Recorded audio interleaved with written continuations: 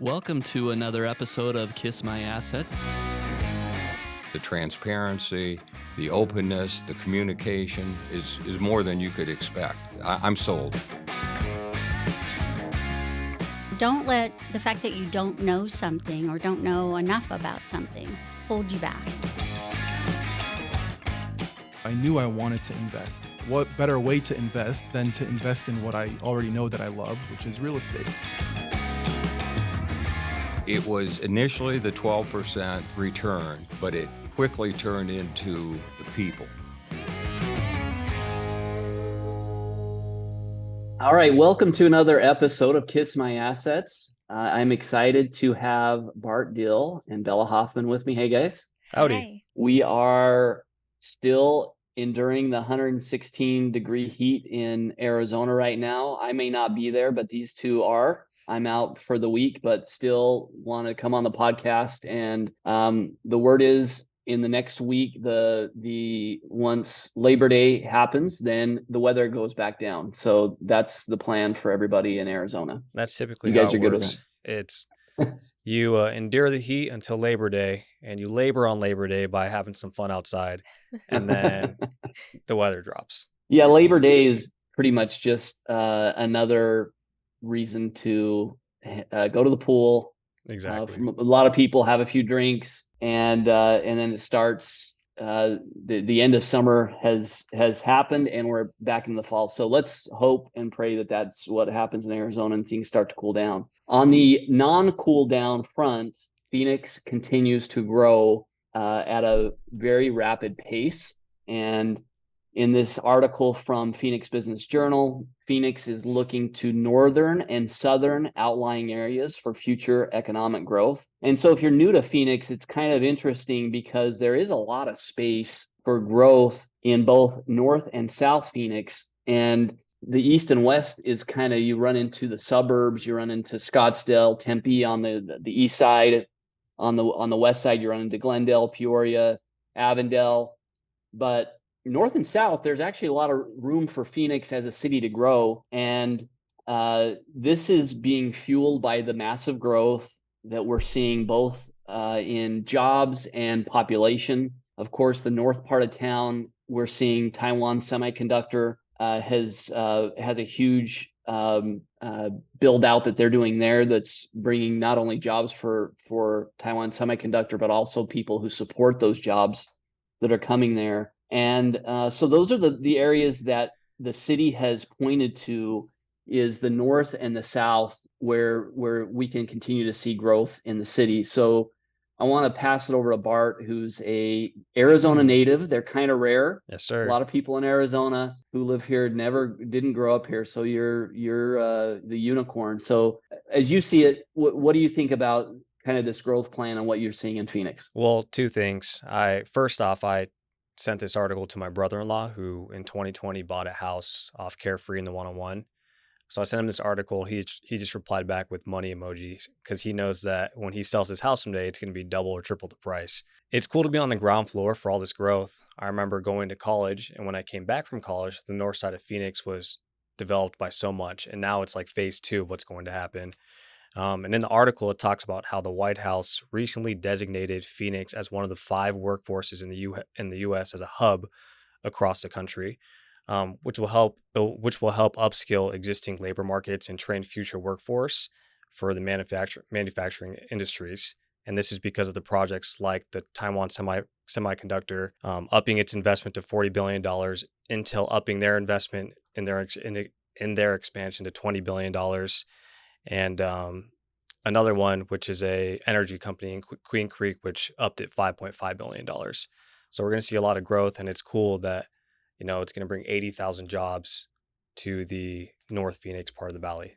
It's interesting that the White House has identified Phoenix as one of these 5 workforce hubs. You could be cynical about it because Arizona is a purple state, which means in the election next year, it's a swing state. It could go red, it could go blue. Yeah.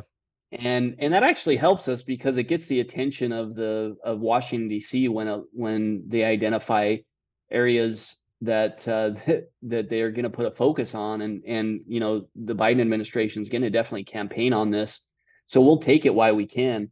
The other interesting thing is Taiwan Semiconductor is not only important for Arizona growth, but it's also important for the total infrastructure of the U.S. because we really rely on Taiwan for semiconductors, and Taiwan could be under threat, and China has threatened that they may try to take Taiwan in again. Won't go into the history of that, but that's something that could be on the horizon in the next several years, similar to what Russia's trying to do with Ukraine. And so this is a strategic move that where Taiwan Semiconductor brings a plant here, that we onshore some of this manufacturing that's so important for the semiconductor industry. And semiconductors are in everything. They're in our cars, they're in our TVs, they're in our phones, they're in our watches, they're in our headsets, they're everything. So we need these semiconductors, and that's part of why the U.S. has been supportive of Taiwan, is because we rely on that island so much. But we are onshoring here, so there is a big national interest in seeing the success of this plant here in Phoenix, and then seeing that the White House designated us as one of these hubs. So earlier in the article too, another person, a real estate person, said, Phoenix is the hot girl at the party.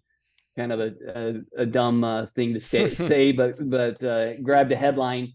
Basically, what they're saying is Phoenix is the place where it's getting all the attention. Yeah. And even in 116 degrees, which hopefully is over soon, that's what we're seeing. Now, related to 116 degrees, one of the fun things that's happening in Phoenix is we're seeing the opening of a bunch of these beach parks. And I didn't even know these were a thing. Maybe this is the new water park, I'm not sure, but this one, Canyon Beach Surf Park, is opening, is a soft opening in the spring, and they'll also have some retail residents there. Now, this is their rendering, and if you're listening on the podcast, you can't see this. And if you're listening on the podcast, you're probably better off, because this is one of the worst renderings I've seen in a while.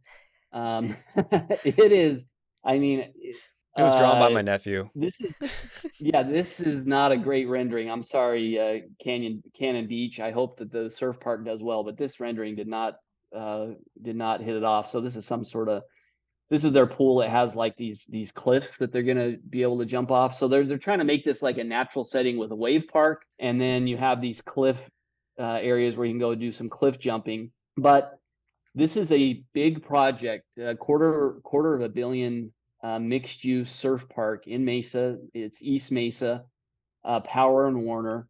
The project's going to be really, really huge with that amount of investment in Mesa. And as I mentioned, there's going to be a retail component. And Cannon Beach this is going to be one of their first ones, but they also plan to do several others across the valley. And there are actually some cool, if you're watching online, you'll be able to see them. If you're not, you won't be able to see them. But this place looks pretty cool. You have a wave in the middle, so you're going to be a surfer right in the middle of the desert. It's kind of a hangout where you can go out, sit by the pool, have some drinks, have some food, and it'd probably be a place I'd like to go. I think it's kind of in that golf. Why can't I think of the name of the golf place? Top Golf. Top Golf. Yeah. It's kind of like a Top Golf sort of vibe. What do you guys think about this place? Let's maybe start with Bella on this one. Yeah, I think it's another thing that it's an attraction. It brings people to the area. And even in the article, it talked about how it's going to be surrounded by a hotel and retail. And it's just, last week we talked about the new resort coming to Glendale and how it's going to have the Barbie attraction and Hot Wheels attraction, and how this brings people in when they come to Phoenix. But it also allows people who live here locally to go experience something. And it was a really eye-opening moment last weekend when I was in San Diego during all of the hurricane stuff. It was raining there, and we had a last-minute vacation, and there was nothing to do. I mean, yes, shops were shut down because it was a hurricane. There was a hurricane and whatnot, but there wasn't things that you can do when it was raining out. Besides, at least for me, we drove around and looked at some nice houses out there. So I lived in San Diego for a bit, and I have an opinion on this. But part of the reason why people don't surf when it's raining is because the excess water pushes sewage into the high surf areas in Oh, Mission Beach, Pacific Beach, Imperial Beach. So you wow. can't. It's like 3 days after it rains is when you're cleared to go surfing again. Wow. My opinion on this whole thing is I've been following this project for a while now because when I lived in Pacific Beach, me and my buddy before class every single day would go catch some waves. We go surfing. So we've been itching for a project like this to open up. And we're excited. I cannot wait Yeah. to go test this out. Yeah, and like I wasn't even really necessarily thinking about surfing, but just in general, there's not many things Yeah. to do when you're in an area where almost everything's outside. And here in Arizona, there's so many things coming here and already here that you can do, whether it's hot out or cold out, in different times of the season. Also, just based off the location, it's close to quite a few spring training stadiums. And that's a time where a lot of people travel to Arizona and they Airbnb, but this will give them an opportunity to stay at a hotel surf park. There's going to be Hmm. two hotels there, one that's going to be sponsored by the surf park, and then one that's a major chain hotel. And I can't imagine a cooler vacation if I'm a kid from Chicago going to seeing the Cubs play, White Sox play, Right. but then also being able to surf for the first time ever because I may not go to California. Hmm. So I think that's a really cool opportunity. Definitely. It, Arizona's been brilliant when about their spring training, about golf, people who Yeah. come here to golf in the winter. And this just really adds another element to it where you can go out, you can always catch a wave because anybody who surfs knows it's all about waiting for that wave here. You don't Yeah. have to wait, and you can catch it. I think this is going to be something that's going to be fun to watch. And Canon hopes to eventually open 10 surf parks. They're also looking at locations in Glendale and Scottsdale. They probably ended up in Mesa because the land's a little cheaper there than in Scottsdale. I think Scottsdale probably would have been the more natural early location, but they're probably trying to go through a proof of concept. Yeah. And that's the other thing that the developer mentioned is it's going to be built and rolled out in phases so that they might build one section of it, open it up, and try to get some cash flow coming from it. When I hear things like that it tells me that the proof of concept is still a little bit in the works. Yeah. And that's okay. You have to start and start building it out and seeing how things go. One other project in Mesa that was a proof of concept that hasn't panned out well is the Legacy Sports Park, which is a huge park also in Mesa. Had some City of Mesa subsidies, and it has hosts summer leagues, camps.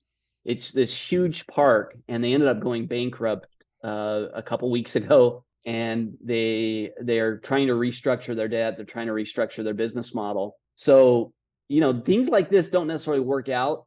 I hope this one works out. Sounds like you two are pretty hip. You're kind of you're on the cutting edge of the trend. So if you're saying it's going to be cool, you're probably right, and I hope that it works out for these guys, and definitely want to check it out.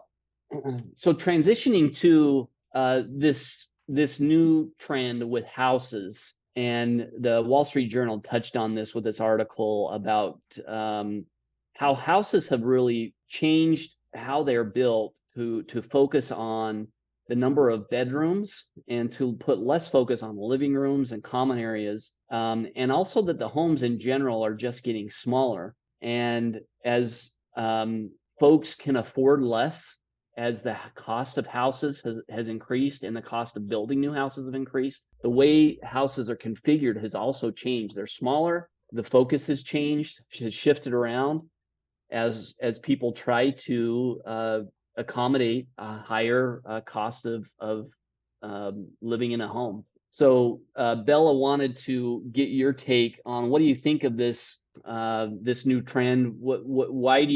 How do you see this playing out, over the next 5-10 years? I mean, it's all going to be people's preferences. I do think that in the article, it talked about how a lot of spaces don't have room for a dining room table anymore, but they're making the islands able to be a spot to replace that. And while it makes sense, it's really going to just come down to what do you prefer when choosing a place to live and what do you value. For me, I always I don't know, I enjoy dinner table. That's something I grew up sitting around and that's where the conversations were had. It's something that is of value to me. So I would try to find somewhere where I could fit a dining room table, but others that maybe live on their own or are always go, go, go, that might not be, valuable to them. So it's all what you prefer. However, I will say that there's some interesting and innovative ideas coming out nowadays with how apartments are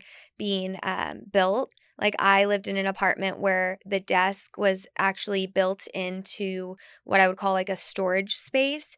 And it was an area where it would look good even if you didn't put a chair there to actually make it a desk, but you could put a chair there and it would work as well. And that was really unique. I had never seen that in a space before, but it's going to be interesting to see what people are coming out with nowadays, but it's all, what do you value when choosing a place to live? No, I was about to say, I don't know if it's out of necessity as to why people are living in smaller spaces. I think that plays into it for sure. But also, I think somewhere in the timeline, we decided that, we're going to eat in our rooms, we're going to be out all day. And when we come back, we're only going to spend times in our bedroom, or we're only going to spend time in one area of the house because there's so many houses, my friends' houses or my parents' houses that are just unused rooms. So I think condensing, saving your money and spending in other things makes a lot of sense. And that's part of why things are trending more towards a smaller home. Yeah, innovation comes from necessity. And because the cost of buying a house or building a house is now increased, people are being more smart about how are we going to spend those dollars. And anyone who's traveled around Europe or the East Coast, lived in a place like New York or in the big cities, realize we don't need as much space as we have in the West. Yeah. It's nice to have that space. It's nice to enjoy a big backyard, but a lot of people, even in the US and certainly across the world, do not have that luxury, and we don't actually need it. And nothing wrong with it. I mean, I love a great backyard, and we should enjoy what we have. But over time, as the cost of housing continues to move up, which I think is gonna continue, we're gonna have to be a bit more smart about how do we use that space. And then we kind of realize, and this is something I realized when I lived in New York, in some ways I was happier when I had a smaller space because I didn't have wasted space, and I had to focus on making sure that the space that I had was well utilized, feng shui and all those kinds of things. Yeah. And in some ways it made me happier because all the space was utilized. And we've also seen this trend from smaller homes, tiny homes. Some of those I see, I'm like, man, I wouldn't want to live in that little shoebox. But the people who are posting videos who live in those sure seem happy on TikTok. We're in an interesting market when it comes to housing. When it comes to multifamily housing, it's a little different than owning your own home. But a lot of apartment landlords, including Neighborhood Ventures, and we have over 300 apartments that we own and manage, are pretty confident about what next year will bring as we move into a environment that has been very uncertain the last 12 to 18 months as interest rates have gone up a lot, which increase borrowing costs, which is a big factor when you own real estate. But now as we kind of get used to where things are at, there's a lot of confidence around next year. With that kind of new normal that we're getting used to, Bart, why don't you talk about some of your thoughts about this article came out in Globus earlier this week about how Yeah. confidence into next year has grown. I think this is a topic we actually touch on quite a bit. It's, why apartment landlords are confident about 2024. It should also be why investors in apartments should be confident about 2024. Mortgage rates are over 7%. They're extremely high right now. People wanting to buy a home can't afford to buy due to both the increase in mortgage rates and the increase of price of homes. People aren't selling homes because they have a locked in low fixed mortgage rates. And if people aren't selling and people can't afford to buy, consequently, there's really only one other option you can do, and that's renting. So renting being the solution for people, it's great for apartment landlords, and then also our investors who are doing this. Yeah, and we've touched on this a lot with this podcast, the fact that renting is the new buying. Yep. It used to be you had to feel like you needed to buy a home as quickly as you could in order to fulfill your destiny, to become an adult. You got to settle down, you got to have kids, you got to get married and have your house. And things and all of those things have shifted. But renting is the new buying. As the younger generation now is able to buy a home, many of them are opting to rent to keep their options open. One of the quotes from this article, the guy says, the strength of the economy has supported household formation, and that is young people are willing to move out of their parents' basements and sign leases for their own apartments because they have confidence that they'll keep their job and their income. So we've seen that unemployment is really low, and that some folks who kind of hunkered down in the past, that now they're working, and more folks are working now than ever because of the strength of the economy. And so some of these younger folks now getting out and going and renting out their first place. And it's always a supply demand issue when it comes to housing, because of this increase in demand that we're expecting through next year, and then a shortage of supply. And that's the other thing the article talks about, is that because the cost of building new apartment buildings has gone up, both materials and debt, that there are fewer of those new apartment buildings being built. And so since there's fewer being built, there's many in construction right now, and as those get finished and they come on the market and they get absorbed, there's going to be a bit of a cliff, because new projects that were planned, they aren't moving forward because of where interest rates are now. So as we look into next year, that supply demand, I think, benefits the folks who own apartments, landlords, and homeowners as well. Yeah, I do think that in the past, apartments used to just be a place to live, but now they're more a place to experience life. And these builders and these luxury apartment complexes are finding ways to connect to that.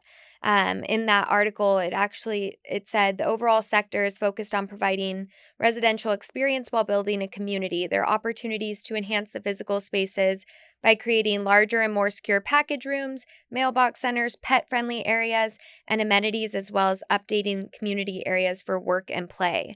Even just referencing that last article that we talked about not having a dining table, you can still go down to the community area and sit at a dining room table. You can still go by the pool and eat your dinner on the lounge chair or use the grill. It's more of an experience, and these builders and even existing apartments are catering to that desire.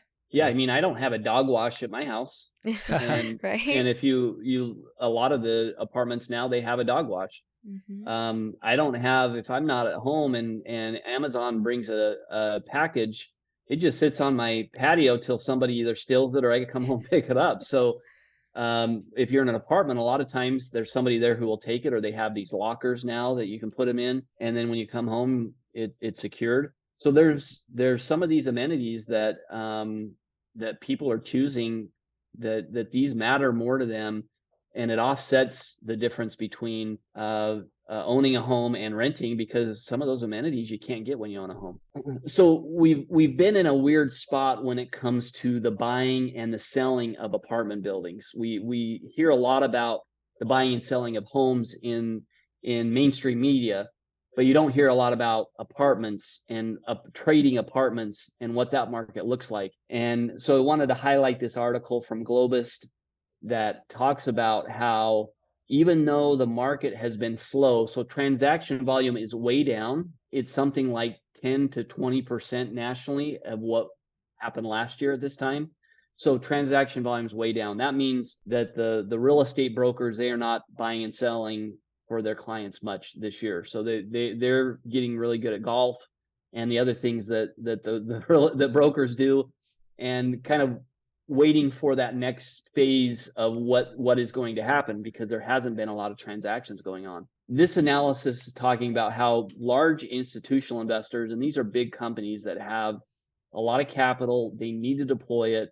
Many of them have mandates as to how much real estate they need to own, that they are primed to come into the market and to buy in the second quarter of this year.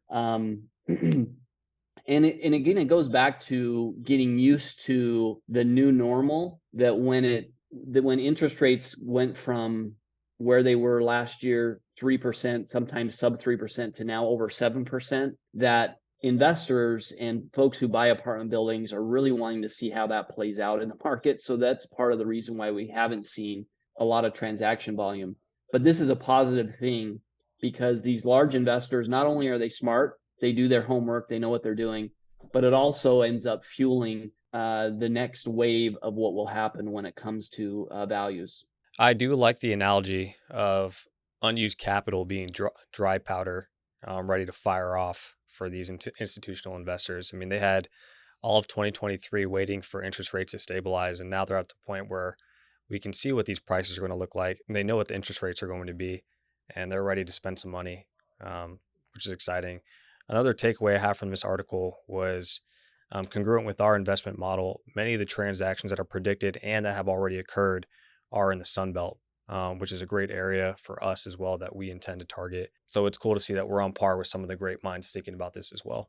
Yeah, and the dry powder comment is a real scenario. These folks have cash that they need to invest, and it's kind of, people don't generally understand this, but Warren Buffett and investors, they actually have an obligation. They need to deploy capital that's sitting there, and because more capital keeps coming in, and they need to deploy it. So when they're not able to deploy it, it just kind of accrues, and now there's all this dry powder sitting there, and they're ready to deploy it. And I think we'll see it in the Sun Belt and some of these other markets that they've talked about, where we see good fundamentals. We see strong, solid job growth. We see a need for additional housing as these areas continue to grow. And those are the markets that large institutional buyers are planning to come into in the second half of this year.